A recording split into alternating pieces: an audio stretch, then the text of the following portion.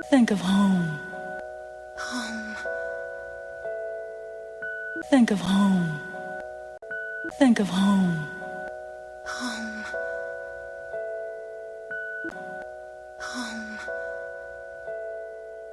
Think of home. Home. Think of home. Home. Think of home. Home.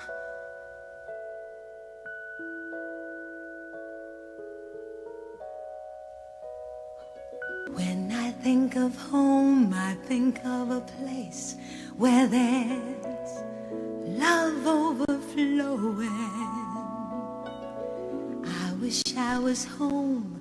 I wish I was back there with the things I've been knowing. Suddenly my world's gone and changed its face, but I still know where I'm going.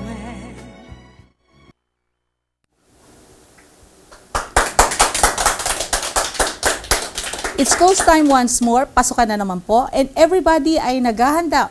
Parents, school, teachers, administrators. Pero talaga po bang nakahanda na tayo para sa pasukan? So ngayong hapon po ay pag-uusapan natin kung paano natin gagawin ang mga paghahanda na yan.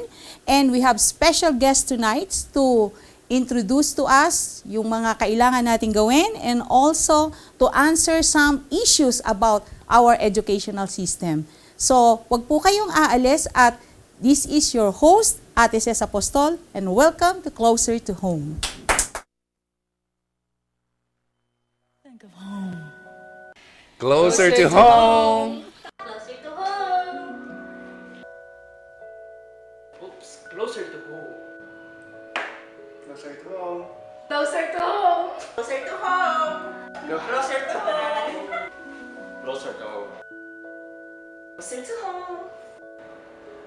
Please keep in mind that love and peace will reign when you're closer to home. Home.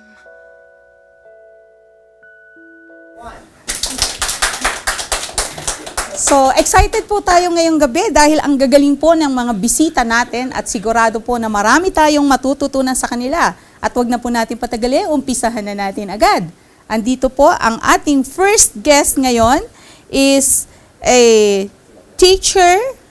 She's a teacher, graduated sa SLU, major in English and minor in history.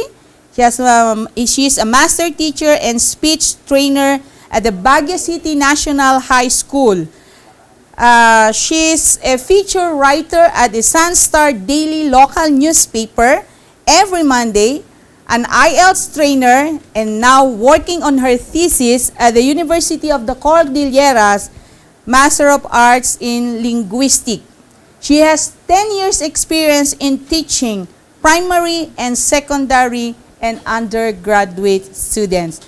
Ladies and gentlemen, our dear televiewers, please welcome Miss Malu Bomogao. Umati po tayo sa kanila, Miss Ma'am Malu. Good evening, Manang Ces. Thanks for inviting us here. And to our televiewers, our audiences, I hope that the little sharing that we have today will help you in this school year 2013. Okay, thank you very much, Ma'am Malu. Tignan niyo naman po, sa introduction pa lang siguradong excited na kayo. Marami tayong matututunan. And of course, we have a special teacher. We call her a special teacher because she's teaching special children at the SPED Center. And she is a SPED Teacher 3. She is also the Vice President of the Faculty Club. She studied and graduated from St. Louis University, Bachelor of Science in Education, Master in Special Education. She has 3 children, 2 na po sa college pero it doesn't show, no? And 1 in elementary. Please welcome, ladies and gentlemen, Miss Jovelyn T. Balantin. Thank you. I-greet po natin yung mga televiewers natin. Thank you, ma'am. And I am honored and proud to be invited in this show. Good evening to all the televiewers. I wish that you will learn from me a lot. Thank you, ma'am. Okay, thank you very much po. And syempre, the last but not the least, the only thorn among the roses tonight. Yes, we are so honored and proud for na pinagbigyan po niya ang ating invitation. He is a former district governor of Rotary International, District 3790. She is a former assistant professor at the University of the Philippines. He graduated at the University of the Philippines with a degree of AB in Political Science, master's degree in Business Management also at the University of the Philippines. He is also has a degree of Doctor of Humanities honoris causa from Lyceum Northwestern University. And at present, of course, kaya natin siya inimbitahan because he is the chairman of the board and president of Berkeley School. Ladies and gentlemen, please welcome Mr. Mark Go. Thank you, Cecil. Thank you very much for the invitation.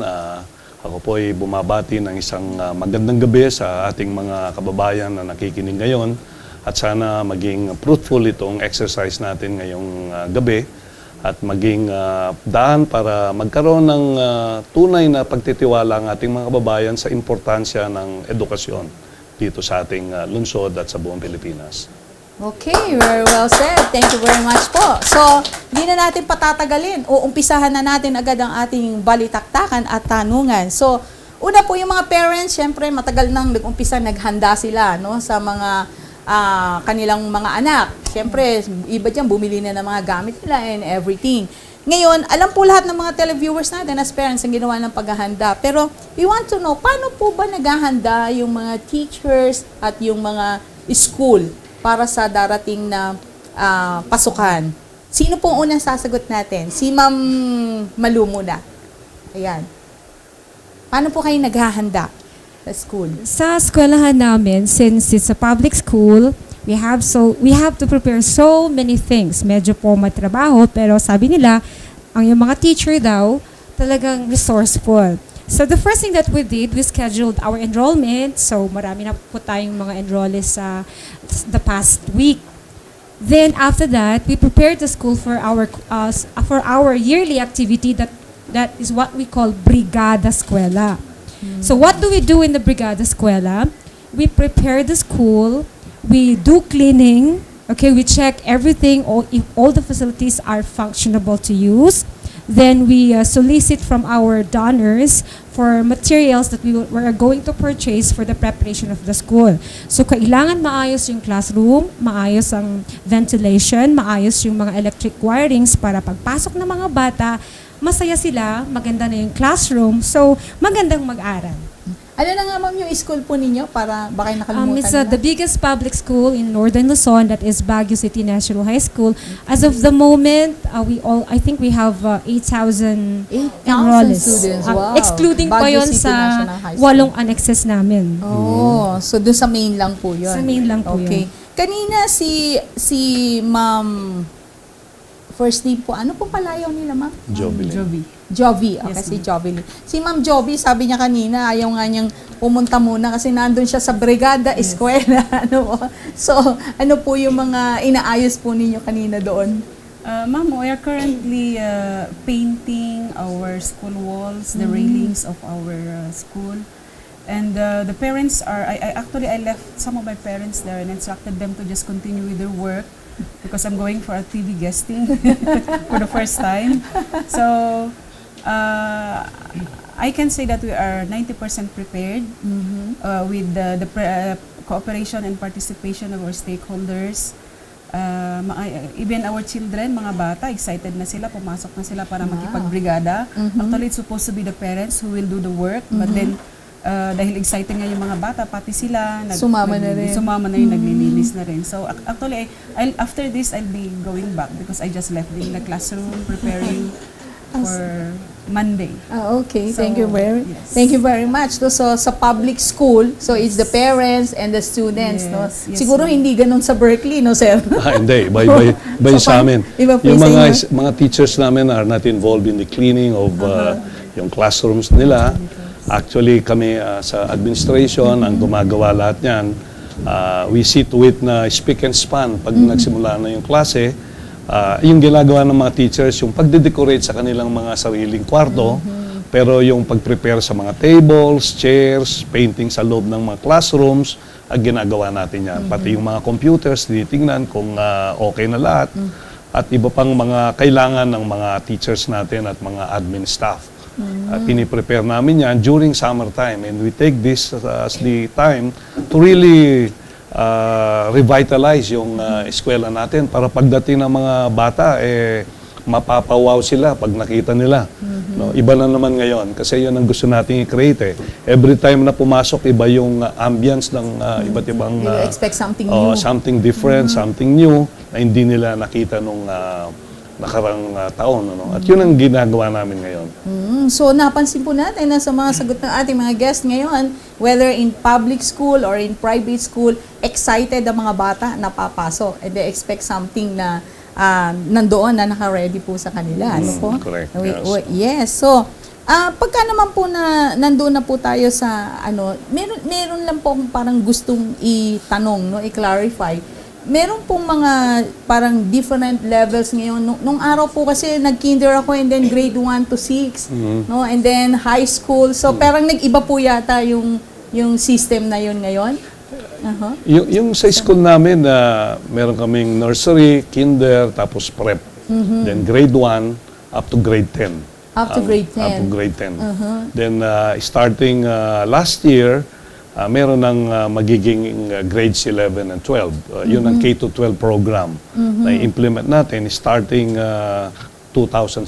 Magkakaroon ng grade 11 and 2017-18 yung grade 12. So it's a K-12 from Yes. kinder, yung po ba ibig sabihin ng K-12? Yung K-12 yung from grade 1 up Grade to 1 12. up to 12. Pero merong mandatory ngayon sa public school yung kindergarten.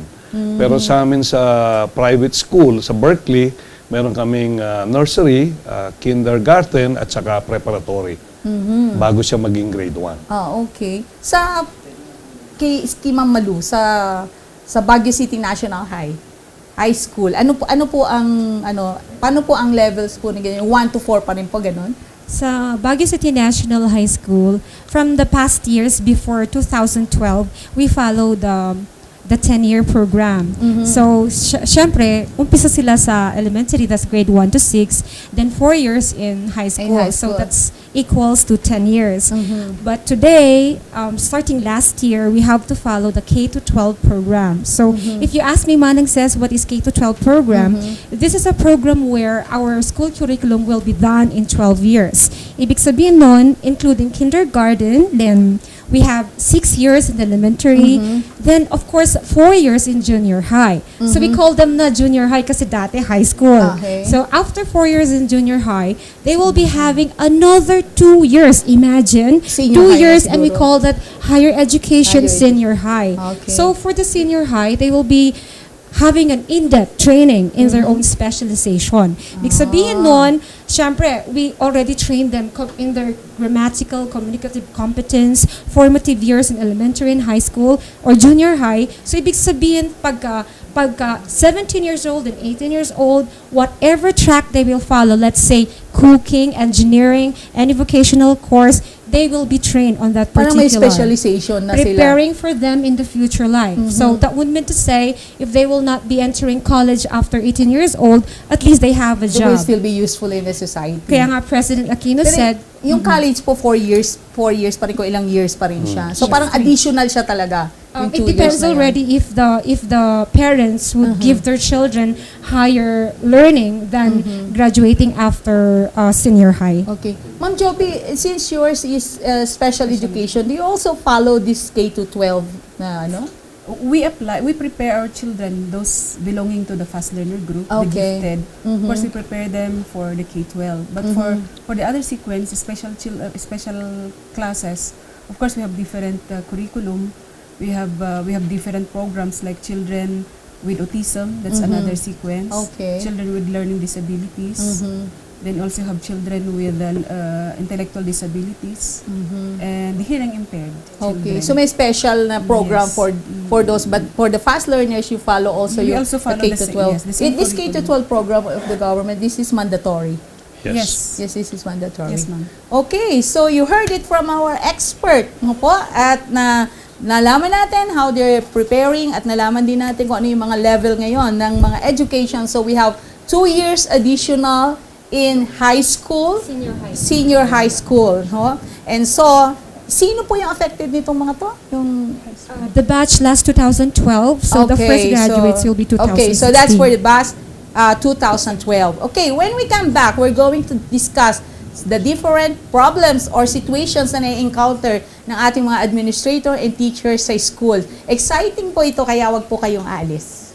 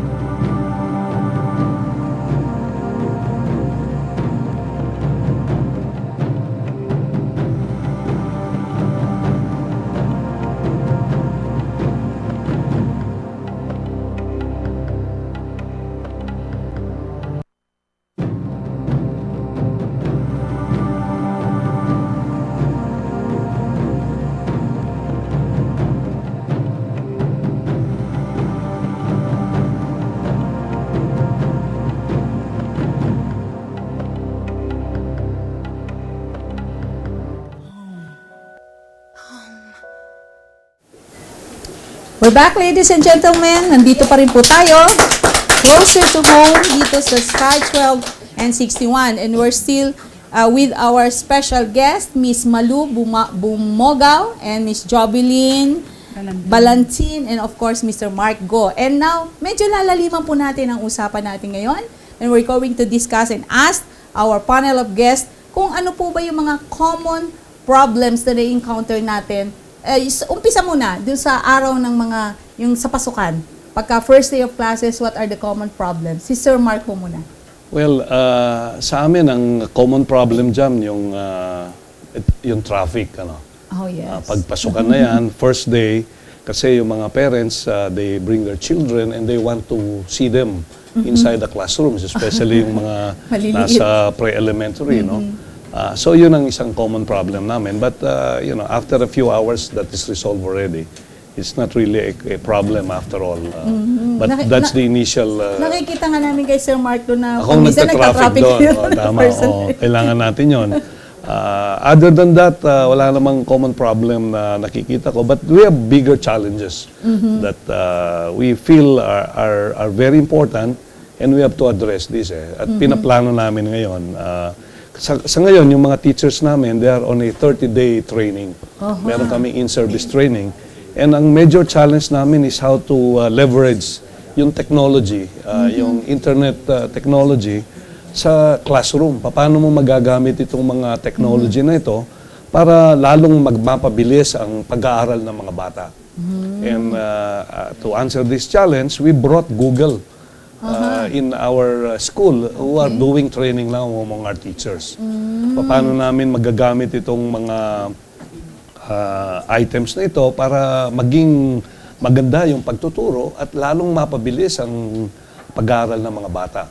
Lalo na ngayon, di ba? Digital tayo lahat dito. Lahat ng mga bata may Facebook, gumagamit sila ng internet. So, paano mo magagamit ito para lalong mapaganda ang pagtuturo ng mga teachers? At ang tuturuan mo dito, hindi lang yung mga bata. It starts from the teachers themselves. Yes, of course. So, yun ang major challenge namin. Kasi we would like to be the school of choice. And the way that you can do this is kailangan magamit mo itong technology na ito. Ngayon lang po bang school year na ito mag-i-start yan? We have started it, but I think we put yung deadline sa gusto namin gawin in the next 3 years. Gusto namin maging paperless ang school namin. Wow. Yung mga libro, digital na lahat. So yun ang isa sa mga pinag-aaralan namin ngayon at ginagawa ng paraan. And I think at the end, this will be the best approach to ensure that pwede tayong maging competitive, hindi lang dito sa bayan natin, pati sa abroad, maging competitive itong mga bata. So it's not more of a challenge but more on the development of the technology that you're going to use sa school. Yun ang how do we leverage yung technology na yan para magamit namin. And I think this is very important. In other countries kasi, yun ang ginagawa nila yung mga... So parang ano po, dala na lang parang mga iPads na yes, lang or mga something? Chromebooks ang tawag nila. Chromebooks. Chromebooks That's exciting. At very cheap naman ito kung talagang magamit natin ito. At saka mawala na yung mga bag nila na pagkalalaki Exactly, napakabigat. Yun ang isang mas challenge malaki pa sa namin. mga estudyante. Yes, yun ang challenge namin sa school namin. And I think in the next 3 years, we have drawn a roadmap na ito nang gagamitin namin after 3 years. Abutan pa ng mga apo ko. Yeah. Okay. So, si Ma'am Malu, ano naman po yung mga challenges na encounter natin doon sa ating school? Siguro sa, it's a huge public school, diba? So, our population increased yearly. So, siguro first, yung mga late enrollees, because, syempre, it's most, diba, na-approve na yung pag-increase ng tuition fee with 400 schools. So, because of the increase of tuition fee, the others would flock to the public school. So, talagang napakarami ng enrollees namin sa taon na to. Siguro yung challenge namin, pagkakasyahin, paano namin sila pagkakasyahin sa classroom. And syempre, yung K-12 is only 45 to 50 students. Unlike before, you handle 75 students in one classroom. But now, sabi nga nila, K-12 is decongested. So, we're glad that we have that. So, updated din kami sa mga technology. But the problem again is, syempre, we're catering to thousands of students, imagine, from all walks of life. So, though we also have the facilities, but as teachers, they say, we are very innovative, very creative. I mean, you have to give your best on how your teacher would learn out of what you have. So, halos kami mga teachers sa public school, we try to be very, very resourceful.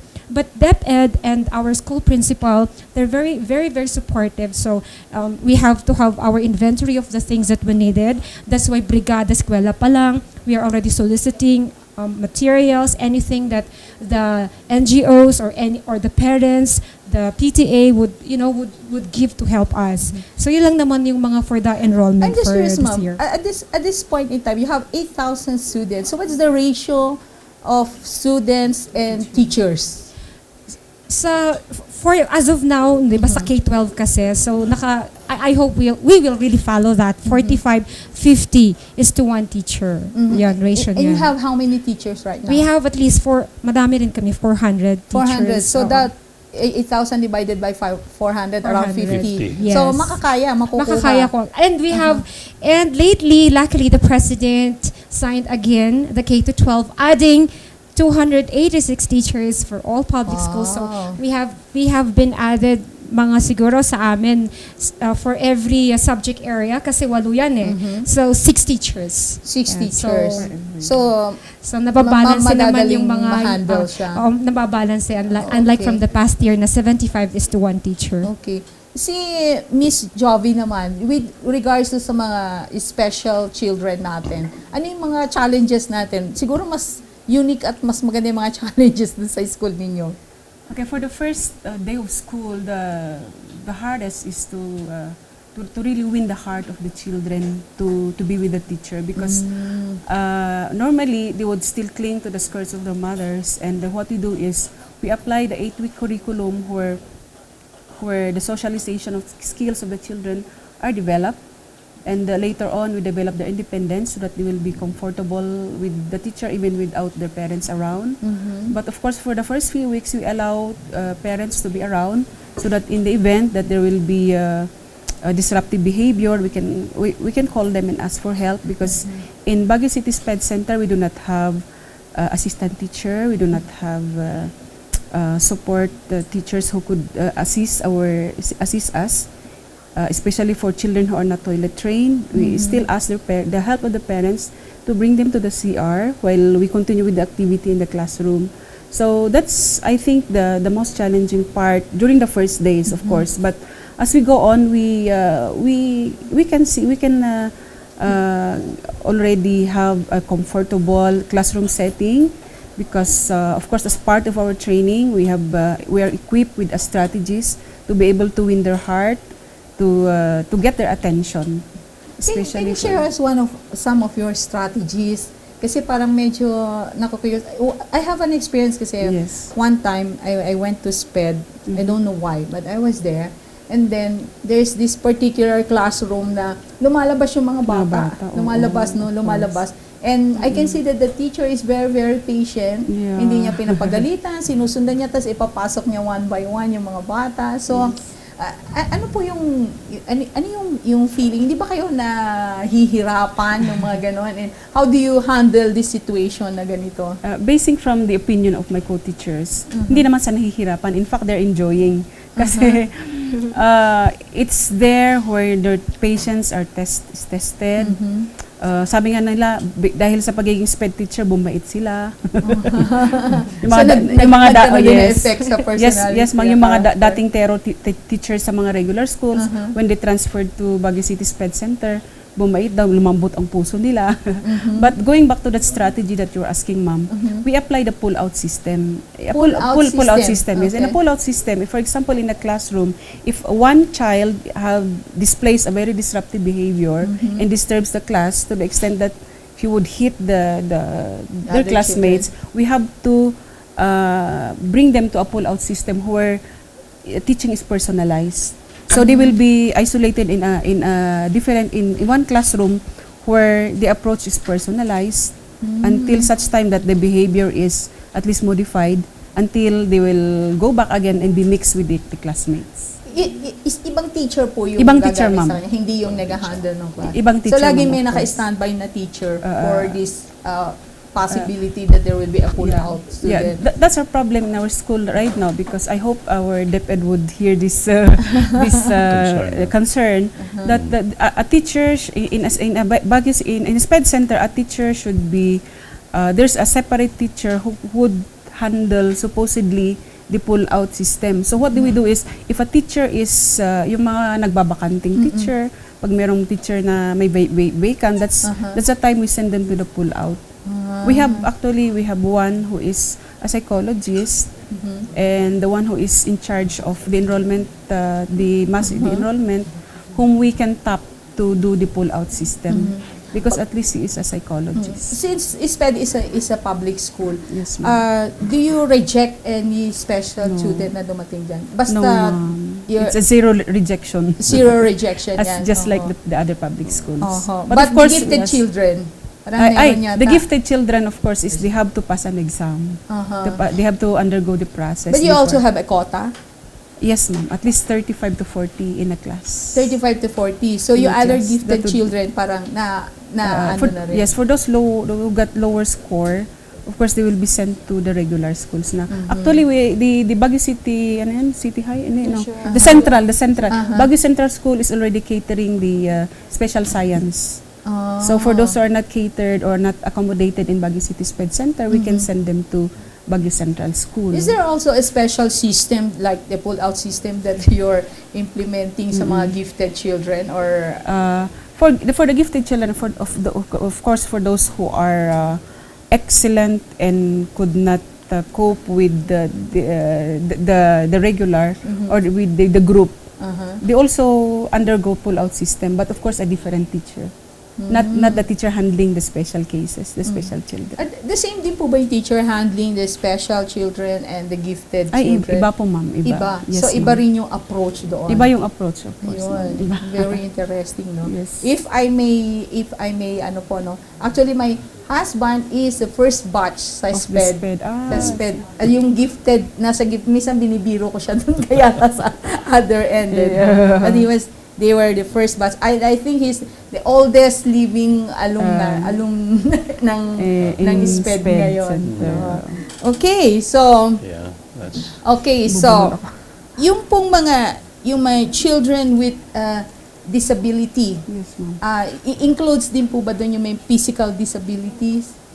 For the physical disability, they are considered as children under regular. Ah, Because their okay. disability is only the physical. It's not Okay, it's not the mental. Okay, so ayun po, ang ganda ng pinag-usapan natin tungkol sa mga challenges nila, no? And syempre unique yung challenges natin sa special education. But then si Sir Mark naman, ang kanilang challenge is how to develop yung technology sa school nila. And nakikita natin na sa ating own public school sa Baguio City National High School ay maganda ang ratio ngayon ng mga teachers and the students. So, I think kahit saan pumasok ang ating mga estudyante ay okay po yan. No? Okay, when we return, we're going to go deeper into the other issues sa school na medyo controversial po. So, abangan niyo po yan. Please stay with us. Think of home.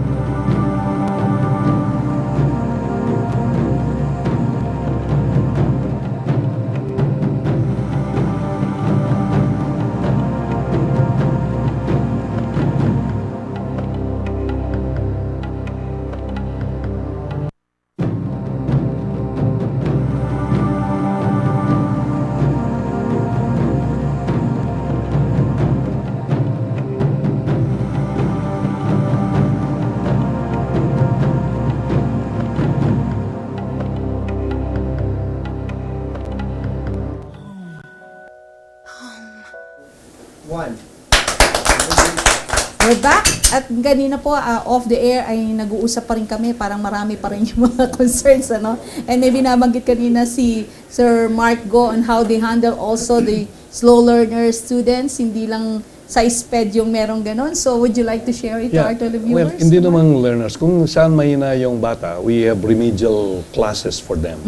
After yung regular classes, merong 30-minute remedial class for every student kung saan siya mahina. And that's what we do in order that he will be at par after a certain period of time with the other students. Makakasabay na lang Makakasabay siya. Oo. Yung mga ibang special kids, yung mga wala kaming kasing mga like mga autistic children, mga ganon, we are not capable at this point in time. But if we have a case like yung ADHD, meron kaming effort to integrate one or two to be integrated into the mainstream. At sa normal schools sila. Parang normal lang ang dating ng bata. Kasi mahirap yung ma-identify mo siya na ganon. Kailangan kasama siya sa mainstream para matuto siya. And we have one or two cases na naging successful. Yung ganon. Hindi matuluyan, no? Mahirap na matuluyan. Yung pinaka-importante doon, I understand kung ano yung kanyang learning styles. Yeah. And the teacher should design yung kanyang teaching styles to fit yung learning style ng bata. And we do this because we embrace a different way of teaching our children in Berkeley. Yes. Yung kanina rin, Miss Malu is mentioning about the different learning styles nga. I read somewhere also na meron tayong parang 8 kind of intelligence na sinasabi, ano? So, ito po ba ay talaga tinitignan nyo sa mga bata at paano nyo sila natutulungan dito? Sa K-12 kasi that was emphasized in the curriculum. So, we have individual differences. So, children are born in different ways. Siyempre, malaki yung mata ng isa, yung isa malitang ilong, yung isa naman malakas ang boses. So, they have different skills and different talents. So, ginagawa namin, we have these different instructional materials, okay, prepared for them. So, we have the psychomotor skills, ayan. We also have those who are very good in writing, dun kami magpo-focus. Those are very good in other, let's say, dancing and singing. We focus there. Those are very good in let's say in composing, yes, doon kami focus. So different ways. We provide a setting, an environmental setting that would drive with the skill or talent of that student. Okay, so thank you very much po, Ma'am Malu. No? So parang karugtong ng segment po natin yon. But we're going back to the topic for this segment. Maraming mga serious problems ngayon na na-experience sa mga school, no? Ang nakikita po, number 1 nito sa elementary and high school yata is yung bullying. So, sa school po ninyo, Sir Mark, is it common? Na Sa amin, wala kaming case na bullying sa amin.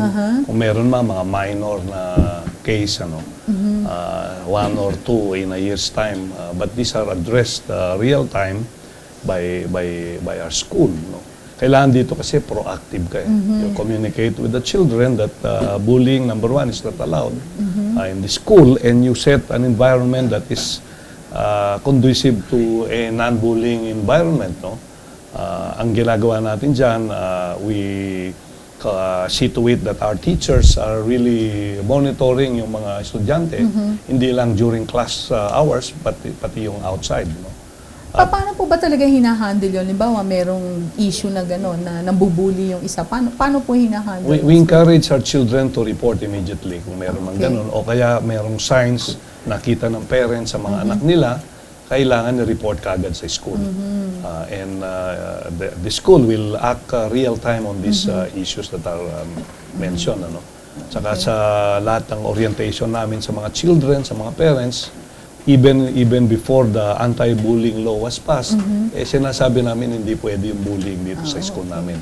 Kaya nami-maintain namin yung ganong environment. Okay, that's nice.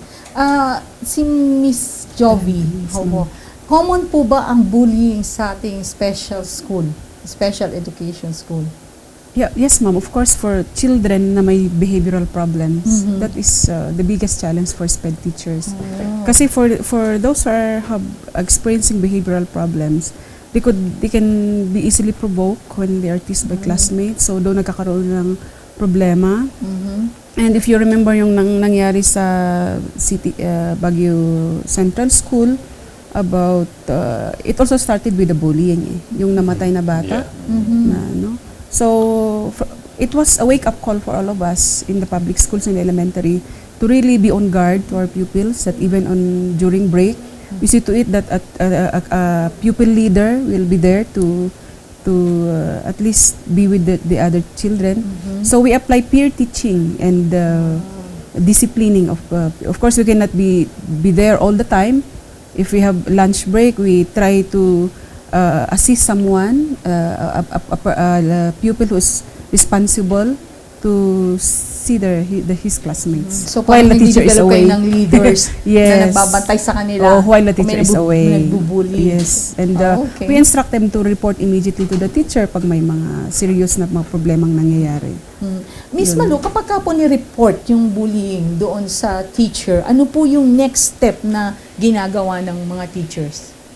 Sa bullying dun sa amin sa Baguio City National High School, kasi pag nagkakaso na yung bata, first is dialogue muna syempre sasabihin ng mga bata, tsaka doon din yung teacher, nakita niya, so na-observe niya. So first conference with the teacher and the student. So from the teacher and the student, and the teacher will give advice, tapos the teacher will explain about bullying, what not to do, when to do, ayan. Then after that, kung second misbehavior again, we have to call the parents. So parent-teacher with the student conference. So we settle the problem. Now after that, naulit-ulit. So it's already we have a support team. We call this the guidance counselor team, where they butt in already, so to settle the problem together with the teacher, the school, the administrator, and the student. Now, our support team, the guidance team in our school, there are so many projects or programs that they also do or make to address the problem of bullying.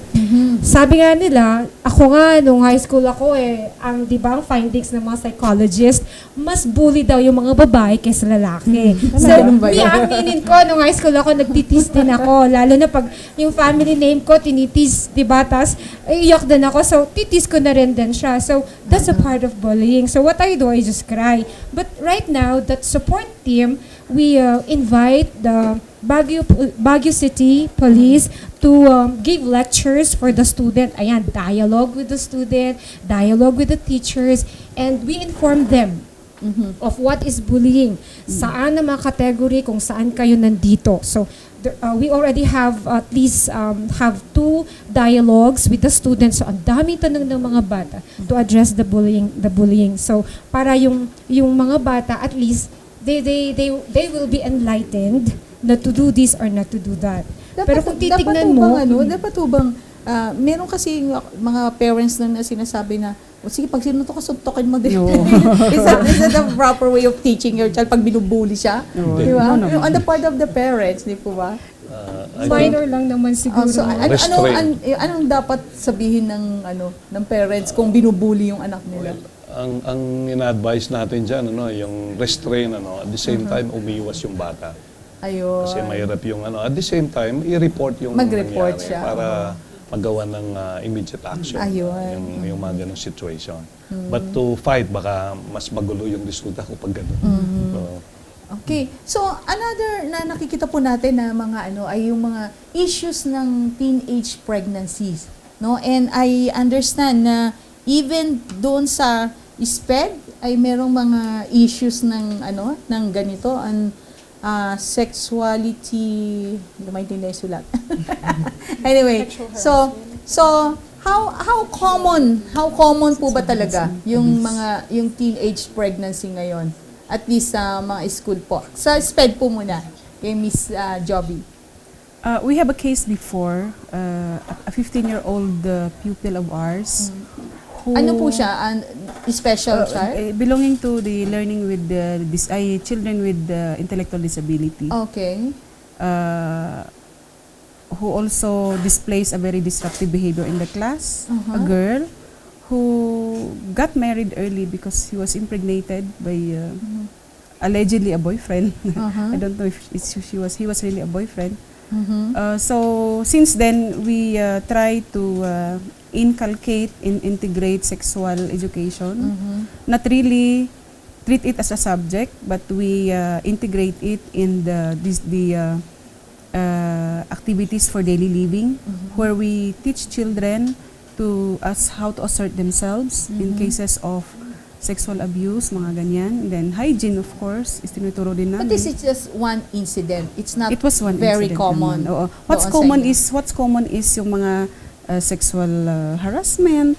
Sometimes they were not aware that it's not good or bad kasi syempre hindi nila alam na pa yung paghawak ng genitals ng isa parang sa kanila it's okay, parang gano'n. So we're trying to teach them that there's what we call private part where should be shown privately, where should not be shown publicly. Like for example, going to the CR and they would come out of the CR without their pants up, mga ganyan. So we teach them one by one to distinguish private and public places, that they should be shown not to be shown in a public place, mga ganyan. Okay. Doon po sa school natin, sa Berkeley, Sir Mark, may mga cases ba tayo na ganyan? Wala kaming Wala case na never. ganyan. We have been in existence for 10 years and we never had any experience case ng ganyang teenage pregnancy. Ano po kaya? Bakit ganun? Part of the program here is yung orientation namin sa mga bata, plus meron kaming subject dyan, yung CLE, Christian Living Education, and this is one of the values that we train among our children. Plus the fact that talagang subaybay kami dyan sa mga bata. And the parents din. And the parents are immediately informed just in case that there are, signs or anything similar to that. But in our school, as I said, in the last 10 years, wala pa naman kaming case na gano'n. Siguro sa Baguio City National High, tumatawa si Mami kanina pa. Meron siyang gustong sabihin. Common po ba ito doon ngayon sa experience natin sa ating National High School? Manang says, hindi naman, pero we have only few, konti lang. But this number of cases ba is a cause for alarm in your school? Today, kasi, I mean, siguro with the advance in technology, maraming nang gagawin ng mga bata Marami nang silang mga motivation, diba? So, may mga bata talaga na sabi na lang natin na na-in-love ng maaga. So, yun, nabuntis siya. Konti lang yung kaso na yan. So, what we do pagka teenage pregnancies, we have the EASE program. So, yung EASE program na to, syempre, yung first few months niya, siguro mga pag 3 months, kaya pa niyang pumasok. So, papasok pa siya. Pag medyo mga, sabihin, lumalaki na yung tiyan niya, we are going to make modules. So, which she can stay already at home. And during those times, she can answer all the modules at home, and after that she will just have a due date to pass all the modules. Then that's the basis of giving her a grade. So hindi nahihinto sa hindi schooling? Hindi nahihinto kasi sayang din naman. Actually, I help already. Siguro 2 na yung natulungan ko. Minsan kasi yung pag isa kang teacher kasi, minsan madaming mga there are difficult situation in life na talagang kailangan gawin mo. Sometimes you have to put your heart on it. Like befriending your students. Sabihin mo, kapag pag nasa classroom tayo, you call me teacher. Pero pag nasa labas, I can be your friend. So, may mga problema kayo, syempre public school, you just approach us. So, yun, na-encounter ko yung isa sa mga estudyante ko before na, kasi ate, you call me ate outside. So, yun, magpapa-abort daw yung isang estudyante ko. So, yan, napigil namin. So, with that, we had the EASE program. Tapos yung isa naman, syempre, hindi natin maiwasan din yung boyfriend at an early age. So, yun, instead na 4th year high school na siya, so we gave her the EASE program and she graduated high school. At least kahit papaano, nabuntis din siya, pero natapos naman siya sa high school. But we already have our program here sa guidance team na dapat yung mga ganyan delicate situations, turuan namin yung mga bata on how to protect themselves and how to yung entering into a relationship na integrate na sa mga lessons namin in all 8 areas. Yung tinatawag nating value integration. Para yung paglaki ng bata, he could make decisions. Kasi kumbaga, the teacher is the one who's going to architect the life of his or her student. So if you're going to make a wrong choice, itong mangyayari sa'yo. So as much as possible, we have to be careful. We have to advise our students not to do that. Kaya konti lang as of the moment. I heard one parent po, I don't know if you'll agree with her. No, ako rin hindi masyado. Kasi sabi niya, hindi mo na rin mapigilan So, even when you're teaching values or anything, so bakit yung iba, I just give condom to my son. So, yeah. Parang states, What can you say about that? Ito nga I commented one time sa isang seminar, sa isang subject area. Hey, come on, what's the content of this book? I don't like, sabi ko, kasi parang, hey, teacher, condom, how to use condom? Sabi ko, sinong author nito? Oh, come on, are we to teach this with our student, young ones, to use condom? So, big question mark. Pero syempre, sabi naman nila, you better teach it rather than they're going to do that, diba? So, depende, question mark pa. So, ano masasabi mo dun, Sir Mark? Well, I won't agree with that. Hindi natin tuturuan mag-condom. I think ang pinaka-importante dito, yung values talaga ng bata. It starts from the home. Sa bayan, magsisimula yan. I think ang parents will play a key role here also, at saka yung school. Kasi ang time ng bata, nagsisimula sa bahay, tapos sa eskwela, kailangan may partnership ngayon. Ang school at saka yung mga parents. At yun ang ginagawa namin. We would like to have a collaborative effort on the part of the parents at saka yung school. Kasi yung pagpapalaki at pagbibigay ng edukasyon ay hindi lang responsibilidad ng eskwela yan. Nag-umpisa sa bahay. Nagsisimula sa bayan. And we need, kailangan magsama yan. Pag may problema yung bata, kailangan i-communicate agad sa parents yan. At kung may mga signs sa bahay, i-communicate din sa school para pagkaroon ng partnership itong dalawang institusyon So ito. parang nakikita ko po na sa education ng bata at sa protection din nila, it's very vital na sasabihin natin sa mga bata na mag-report sila, magsumbong sila. Yes, If there's ma'am. anything, whatever the situation is, be it bullying or what, para so siguro yun yung dapat ituro sa mga magulang din at saka maging observant sila sa kanilang mga anak, kung may pasapasa ng konti dyan, Yes, saan nang galing yun, po. Tsaka, magagawa yan ng mga bata kung you create an environment na conducive na being open to your teacher or sa parents mo. Kasi minsan naman, pag nagsalta sila, pagagalitan Oo, pa. kagad mo pagagalitan dapat without pakinggan. listening. Oo. Okay. So, yung isa pa pong isa pang problem ngayon sa school is the problem of addiction. No, doon po ba sa SPED, Ma'am Jovi, may mga issues po tayong ganito? Na So- drug addictions? So or far, alcoholism? so far in my entire years of stay in SPED, wala pa naman, ma'am. Walang There, ganun? there were, but eventually drop out of school. Mm. Yung mga nag-enroll lang, and then after a month, nag-drop, allegedly because of addiction sa...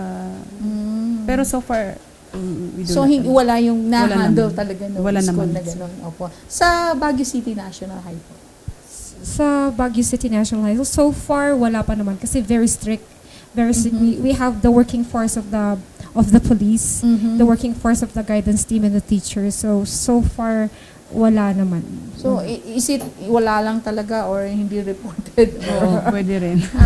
Maybe as kasi we do not stay with our students. We only stay with them Correct. actually During their- from 7:40 until 5 o'clock. So After from that. that particular time, we do not anymore nila know alam. where they're going. But basically, ang alam ko lang, sa in my opinion, fraternity. Yes, fraternity. Fraternity. Gangs. Yes, fraternity, because we discovered several cases of fraternity, and the school, I think expulsion for fraternity if it's proven. So we caught them kasi sometimes they have their cell phones, but text. So Miss Asha bawal inside the classroom using those gadgets. So there are times we learned about it kasi meron silang mga initiation, yan. So automatically, the school will really work hard, do something to stop that about fraternity. Though, in the sense, we have positive, okay, so join clubs instead, Yes, speech yes. act instead of joining fraternities na And bad gangs. influence. Yun lang as of the moment, pero hindi naman masyado. Sa school natin, Sa sa amin, Mark? wala tayo doon. Wala tayong problema sa... Wala rin mga gangs. walang gangs, walang fraternity, walang addiction, walang umiinom. Wala tayong mga cases na gano'n sa ating school. Okay. So, doon po sa school po natin, meron din po ba mga nabubuong gangs doon sa SPED? Wala naman po, ma'am. Wala naman ngayon. Okay. Kasi alam ko nga very strict sila pagdating sa ganyan. Okay, so narinig po natin ang mga issues ngayon, mga serious issues, at nakita natin na parang more ng yung bullying, no? So it's about tama lang yung anti-bullying law na ginawa, no? Kasi parang yun yung mas common na nagiging problema sa mga school. So there are some cases of addictions and teenage pregnancy, but not that much. More ng sabi nga ni Ma'am Malu is on the fraternities and gangs. Okay, so yan po, natapos po ang ating segment for that. And for our next segment, ay magkakaroon po tayo ng pag-uusapan po natin ang mga programs na ginagawa para sa estudyante sa different schools natin ngayon. At kung meron po kayong mga katanungan pala, ay pwede po kayong mag-text. Ilalabas po nila yung number mamaya dyan. So you can, kanina pa nakalabas na yung mga numbers below your TV screen. So our guests will try to answer those questions. So wag po kayong alis, balik po kami.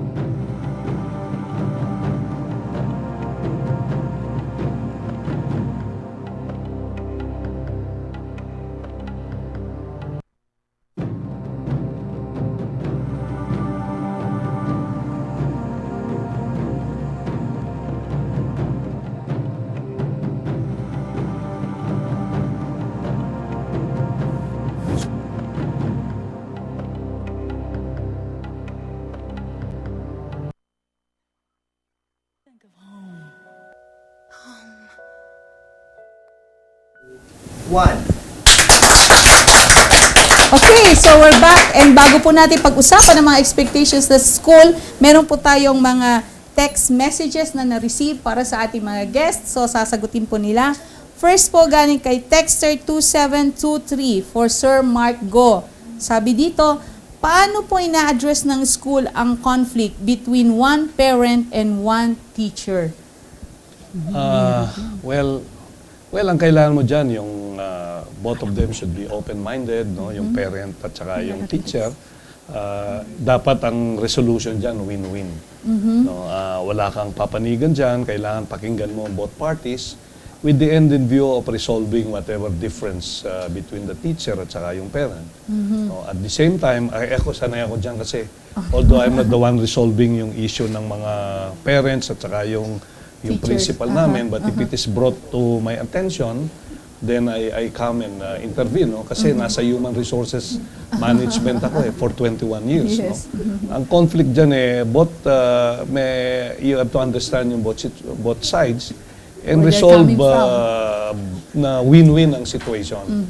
Yun ang pinaka-importante doon. Pero common po ba itong yung mga parent-teacher na Wala, sa amin, very minimal yung Very ganun. minimal Very minimal. Mga isolated case siguro pag merong ganun. Okay. But we resolve real time. Hindi namin patatagal Hindi yan. yan pinapatagal. Oo, kasi pag tumatagal yan, Lumalalim pa lalo. lumalalim Mas lalo mahirap yan. na. Mas mahirap yun. Ano? Okay. Ang sabi nga namin meron akong philosophy na, if you have a problem, you let us know. If you are not happy with our school, you let us know. If you are happy with our school, tell other people. Don't tell us, tell other people. So yung problema ngayon, Maganda yun. Yung problema yung nasa para inyo. sa negosyo yan, Cecil, if you are own a restaurant, if you are happy with the food that you ate with us, tell other people. If you are not, you tell us. So, parang ganun di ba? Maganda po yan. Oo. Okay. So, for Miss Jovi naman, ito po, galing kay Texter 0185. Sabi dito, lahat, para nasagot natin ito kanina, but we'll read anyway kasi tinext natin. Lahat po ba ng special children ay tinatanggap sa SPED? May case po ba na di natatanggap ang isang special child?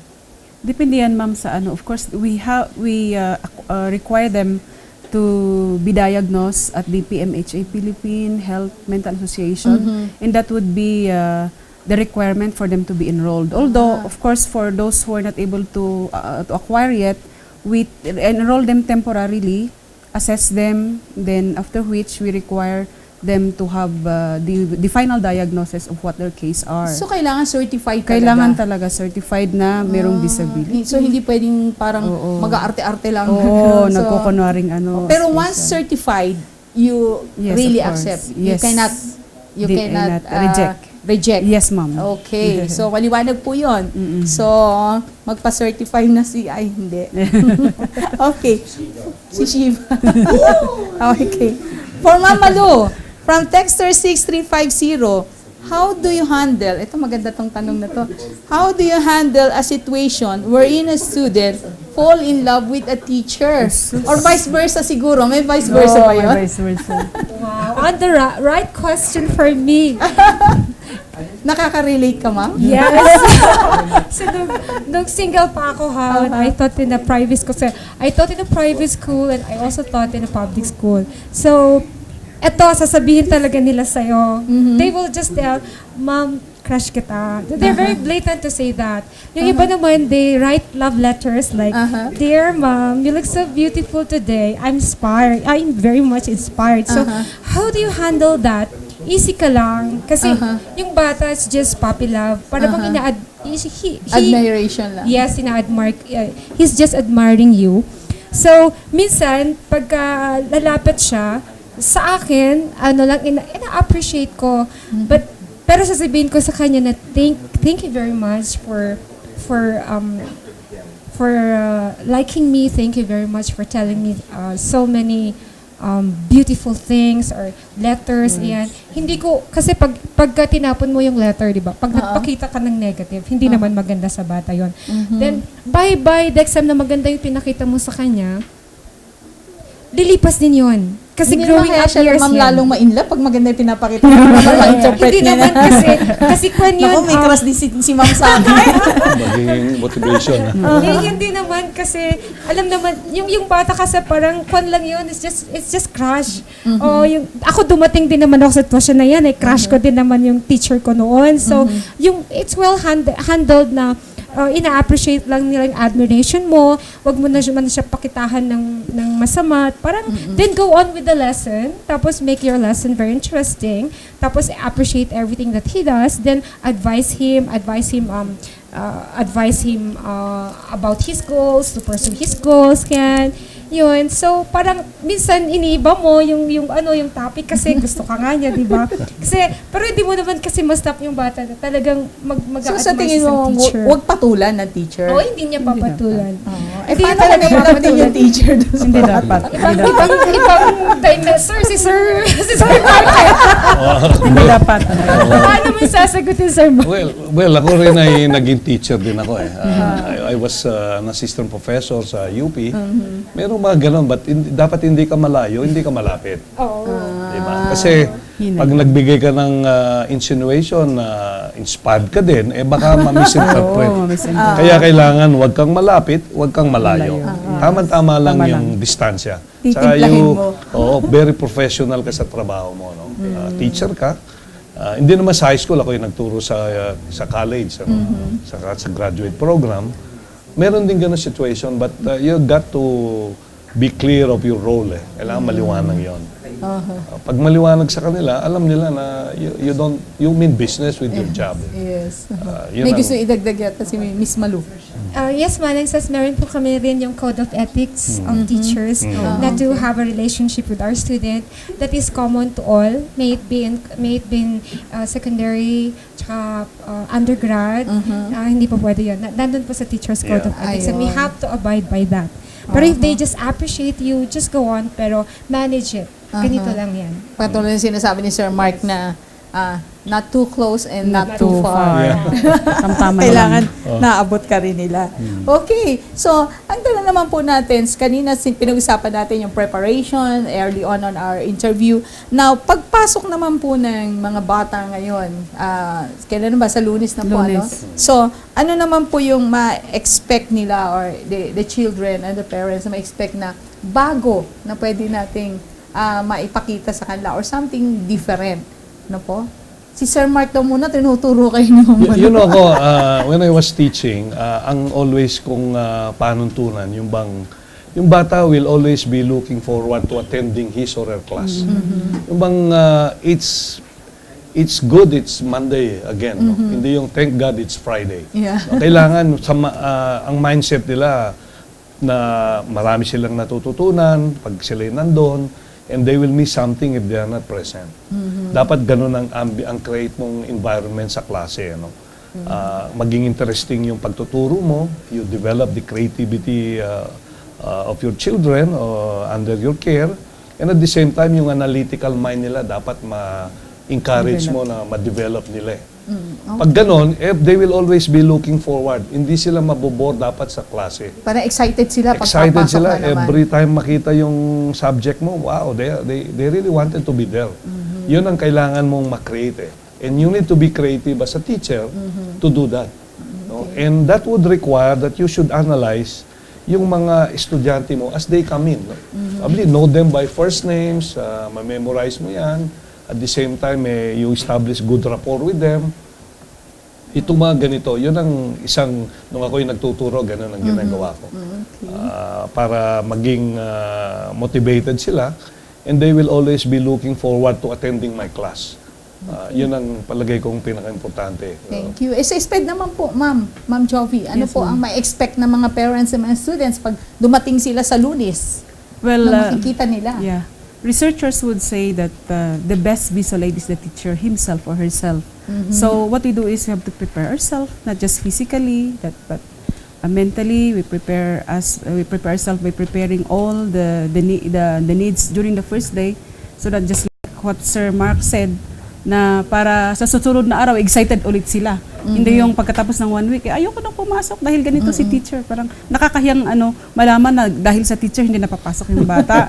Parang nakakahiya naman. So, we really have to give our best and we assure our parents at Baguio City Ped Center that we are prepared this Monday and we welcome everyone on Monday. Okay. Miss Malu, ano naman po ang i-expect ng mga estudyante natin pagpasok nila? So this coming year, before I'll answer that, medyo advertise ko muna yung mga bagong program sa Baguio National High School. So ongoing pa rin po yung Open High School. So those who are shy to come back to school because they're old enough, maybe 40 years old or 30 years old, nahiya na po kayo, Open High School is for you.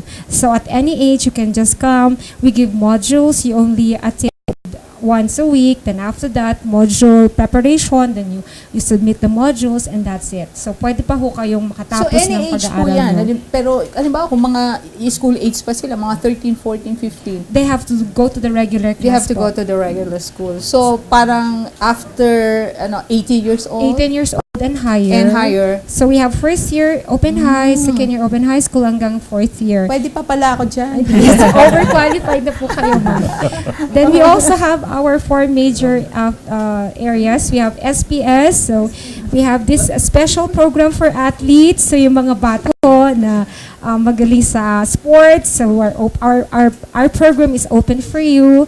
Then we also have SPA, Special Performing Arts. So those students who love dancing, acting, we have that, and of course special science program. So the students who have siguro yung academically gifted, so they can enter that program. Then we have the regular classes. So what they can expect for us, I just add what Mom said. I become blank because of you. So I would say to my teacher,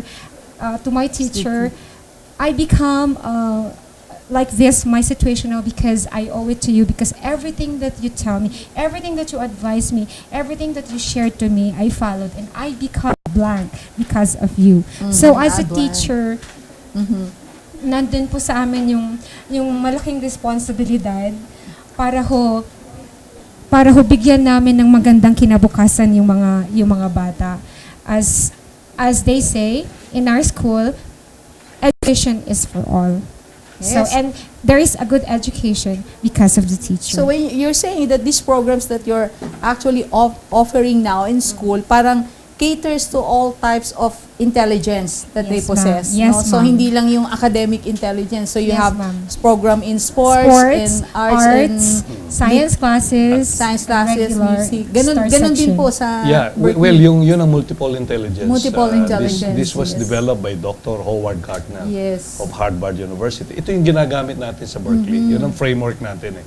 Kasi iba-iba yung intelligence. Merong mga bata na kinesthetic. Kamukha ni Pacquiao, halimbawa. Yes, kinesthetic. Hindi na niya kailangan yung mathematical, logical intelligence eh. Yes. Pero ang ginagawa natin sa Berkeley niyan ay you use this as an entry point to teach others, other multiple intelligences ng mga bata. So how do you do it? Do you do it through extracurricular activities po ba? It's Or- part of the curriculum actually. Yun ang ginagawa part of the namin. curriculum And mismo. mga other programs namin is aligned to this, multiple intelligence. Yung mga programs po na yun, parang I heard yung sa mga pamangkin, may mga clubs sila na Yes. sinasalihan at the May beginning mga of the sports school year. clubs, mga gano'n. Merong dramatics, merong science, may math. So kung ang inclination mo is more of mathematics, sumama ka sa ganong club. Ano? Okay. Meron namang iba na hindi ako marunong dito ako sasama para lalo kong matututo. So Yun ang- walang dinidiscriminate na sinasabing, ay bakit ikaw puro drawing ang alam mo, hindi ka marunong sa math. hindi, walang. Gano'n. So ini-encourage yung Yes. kanilang magaling intelligence nila. Okay, that's nice. Ano, kasi nung araw, parang katulad, pag hirap na hirap akong i-memorize yung multiplication table, parang feeling ko napaka-bobo ko kasi parang yan hindi mo makuha, di ba? Magaling ka pala sa ganito. Kamukha nito, Cecil, di ba? Hindi kailangan ng math. Oo, hindi kailangan ng math eh. Pero panay checkbooks naman na hinahawakan mo. Hindi naman po. Di ba mas- sana totoo. Okay. Ma'am Jovi. Jovi, opo. Meron din kayo, I'm sure you have so many special programs kasi special children yung mga nasa inyo. So ano po yung mga programs na yun? Can you give us a few of those programs? Of course, we have the for the program for the gifted. Mm-hmm. We have a regular school. Mm-hmm. We have children with autism. That's another program. Children with hearing impairment. That's another program. Sheltered workshop where children are trained with functional skills. Mm-hmm. For those who cannot cope with the academics, they are trained to do some functional skills so that in the future, if they'll get married, of course they will have a source of livelihood, of income, like gardening, baking. We also teach children to be engaged in sports, like that. Then we also have children with learning disabilities. These are recommendees from the regular schools who cannot cope with the regular schools, so we accept them and teach our children. Wala po kayong education for the blind? Ay, wala po. We used to Wala. have, ma'am. Pero yung mga dating teacher ng blind nag-abroad, pumunta sa US. So kinuha na ni Ma'am Donna Rosario sa InLab. Ayun. It's now managed by the Director Ma'am Donna Rosario of Montessori? Ay, Mount Carmel. Mount The Director Carmel. Mount Carmel. Okay, yes. so pagka meron po mga lumalapit sa inyo na gano'n, doon nyo na Doon namin dinadala. nire-refer, ma'am, sa InLab. Okay, so I think na napakaganda po ng nangyari sa atin ngayong hapon. I personally, I learned a lot and I'd like to thank you, all of you, Ma'am Malu. Thank you very much po for sharing with us your expertise and also kay Ma'am Jovi. Ayun, sorry po. Kay Ma'am Jovi, marami po kami natutunan at alam ko na po kung saan ko dadali si Shiba next time. And of course, our very own Mr. Mark Go. Thank you very much po. Cecil. Ano po, and I'm going to give you a few minutes to say whatever you want to say to our televiewers at pwede rin po kayong bumati. Ano po, unahin na natin si Ma'am Jovi. Okay, Yun po, so ang if you're watching, fellow teachers of Baguio City SPED Center, hello to all.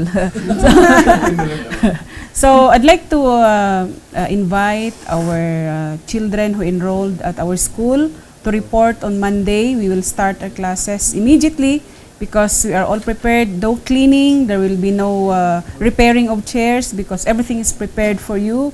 Just bring with you your baon, of course, your school supplies, and we immediately start our classes. So that's it. Thank you very much Thank you, po, ma'am. Ma'am. Yan, Ma'am Malu. Opo. To my students at Baguio City National High School, see you on Monday. And to my co-teachers, good luck. Let's wish each other good luck for a tough job. We have to do this. And to our principal, to all the staff of Baguio City National High School, thank you very much for this opportunity to give our students the best of themselves. Then, salamat din kay Bench for inviting us. Manang Ses, maraming salamat. All our friendly cameramen and everybody here, thank you very much. I hope this short insight that we gave will also help our audiences, our students, and our parents and our teachers. Yes, and of Say course. hi to Danny. Yeah. Of course, Sir Mark. Our opening will be on June 10. We'll open 1 June week 10. after June 3. So sa aming mga teachers dyan sa Berkeley School at sa aming principal, maraming salamat sa inyong pagpupunyagi na mabigyan natin ng magandang edukasyon ng ating mga estudyante dyan. Alam niyo, nabanggit ko na rin na ang pinaka-importante hindi yung mga infrastruktura, hindi yung mga equipment na meron tayo sa school, kundi yung mga teachers natin. They are the frontliners and they make things happen for our school. Kaya maraming salamat sa iyong tapat na paglilingkod sa ating paaralan. Maraming salamat din kay Cecil, kay Benz, at saka sa mga kaibigan natin na nandito. Maraming salamat sa inyo, sa ating mga kababayan. Marami pong salamat at mabuhay po kayong lahat. Thank you. Thank you very much. And so you heard it, ladies and gentlemen. Ang dami po natin natutunan ngayong hapon, and our next episode, yata mga estudyante naman ang ating iimbitahan. Walang teacher para hindi sila ma-in love sa ating mga teacher. Okay, so thank you at sana po ay makabalik po kayo uli at hindi po ito yung last na magkikita tayo. And also we'd like to thank our sponsors, Children's Haven, which is a tutorial and drop center for children, which is owned by Miss Mary Norma Padilla. Hello po, Miss Norma. And their office is at room B210, second floor, Lopez Building, Session Road, Baguio City. Their telephone number is 619-0180. And of course, we'd like to thank the co-producer of the show, Kaisen Builders Incorporated. If you need a home, you can call your own. Puntahan niyo po sila sa second floor ng SM. Doon po sa gitna, hindi nyo mamimiss ang kanilang exhibit. And of course, we have here, if you're going to look at the back of Mr. Go and some of our, pwede ba nating, ayan. We have here the painting from the collection of Mr. Bench Cruz. This is called The Harvest. No? So sabi niya po ito raw yung right painting para i-harvest natin yung mga students natin na magiging good products ng ating magaling na schools. And this is painted by Ricky Magpayo. If you're interested and you want to own some at saka yung mga dating collections na pinakita natin, you can text po doon sa number natin na pinapakita on our TV screen. And of course, thanks to our director, Mr. Bench Cruz. Thank you. Mag-ingat ka sa biyahe mo sa Singapore. Mamimiss ka namin. Iiwan niya po kami. Iwan po kami ni Direk. So, thank you very much. And of course, to my image maker, Miss Shiva Rivera, and our online producer. And hello also to my Papa who is watching here us na live. Love you, Pa. And most of all, thank you our dear televiewers for watching our show. And those who participated by texting their questions and comment. We hope you enjoyed our show tonight, and we hope to see you also next week. This has been your Ate Ces Apostle saying that love and peace will reign when you're closer to home. Good evening po.